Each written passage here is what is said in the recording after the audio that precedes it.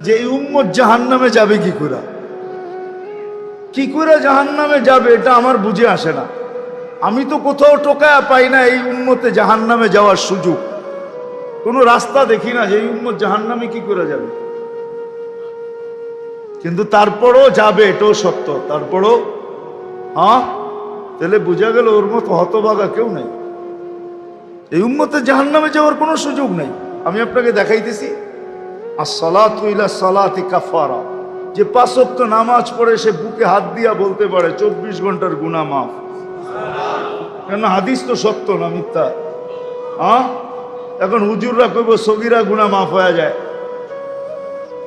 তাহলে আপনি সগীরা গুনার দলে, আরেক দল হুজুররা আছে যারা বলে কবিরা গুনাহ মাফ হবে। আমি কবিরা গুনাহ আলাদের পক্ষে, নামাজে কবিরা গুনাহ মাফ হয়। কি নামাজে মাফ হয়? হয় না?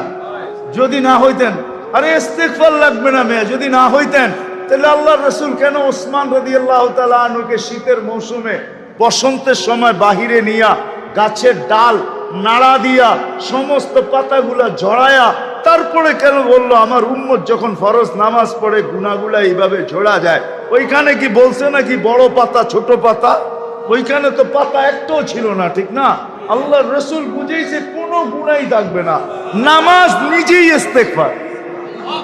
আবার ইস্তেগফার কি? নামাজ নিজেই ইস্তেগফার, নামাজ নিজেই জিকির। জিকির আছে কি? নামাজের চেয়ে বড়? আকিমিস সালাতা লিযিকরি, নামাজের চেয়ে বড় জিকির আবার কি? নামাজ নিজেই ইস্তেগফার, নামাজ নিজেই সুয়াশের অ্যাকশন না খালি। আপনি নামাজ চিনেন? যদি সুয়াশের না হইতো আল্লাহ রাসূল কেন বলতো ইদা সালুহা সাইরুল আমাল, নামাজ ওকে, তোমার পরিপূর্ণ জীবনটা ওকে, সর্বলাইন ওকে, সর্বদিক ওকে। তাহলে নামাজের ভিতরে যদি ইস্তেগফার না থাকতো তাহলে এটা কি করে হইতো? সমস্ত বন্দেগীকে গ্রহণযোগ্যতা পাওয়ার জন্য নামাজকে গ্রহণযোগ্যতামূলক বানাইতে হবে। নামাজ ওকে, সব ওকে। তো যেটা বুঝাইতেছিলাম পূর্ণতা, 24 ঘন্টা যে 5 ওয়াক্ত নামাজ পড়লো ওর তো সব গুনাহ মাফ, ও দোজখে যায় কি করে?